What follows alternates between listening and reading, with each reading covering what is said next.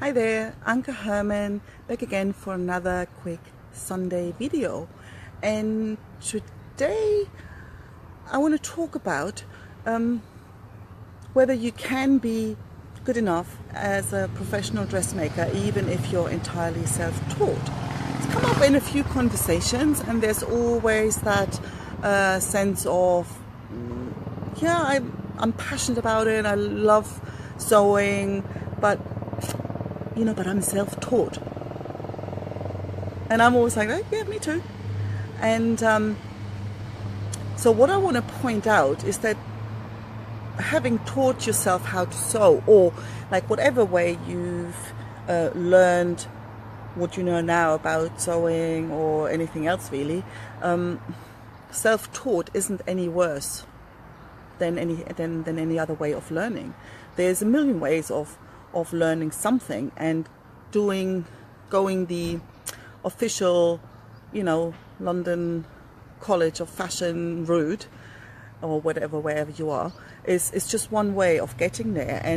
And well, I grew up, you may know, I grew up in Germany, and it's very commonly accepted that the way to go about a professional education is going to some sort of university or school or institution or whatever, and then once you get your certificate, then you're a professional, whatever it is. And there isn't really much room for anything else. And I didn't really ever sort of question that until I arrived in Australia. And I arrived in Australia as a translator with a university degree. So I had all the paperwork in theory to have a good career, but that didn't work like that in Australia. I quickly found that it was difficult to even find a job as a translator, and then it was shitty pay for really stressful work. And so I knew fairly quickly that this wasn't where I wanted to stay, and happened to end up in a software company and got into programming. Loads of programming around me. So, and I found it interesting. So I sort of got stuck in there, and that was sort of really the early days of software and internet and all of that. So, and Australia is also a place where I always perceived quite an entrepreneurial spirit. So the idea of learning something in some other way wasn't sort of foreign there. And I really love that, because I love the whole programming, software development stuff. Like, the more I got into it, the more I really liked it.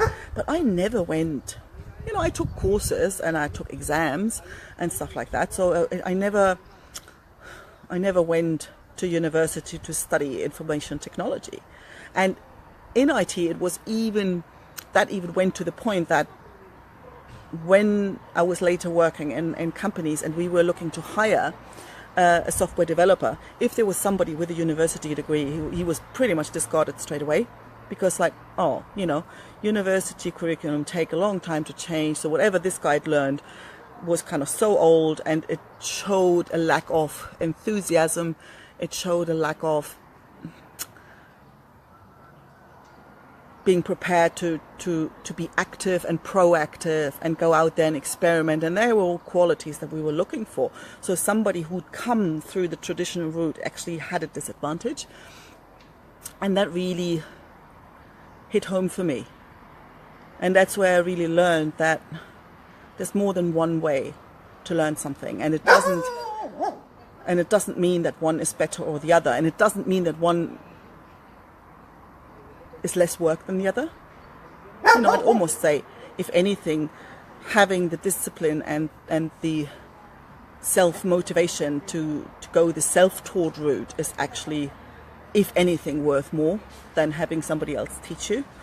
And so if you ever have any thoughts of whether you are good enough because you're just self-taught, all I'm asking you is to think again, and to think of all the hours you spend, and you've probably spent more time learning than you would have ever done had you taken a more traditional approach to it, and probably a broader range of things you studied over the years.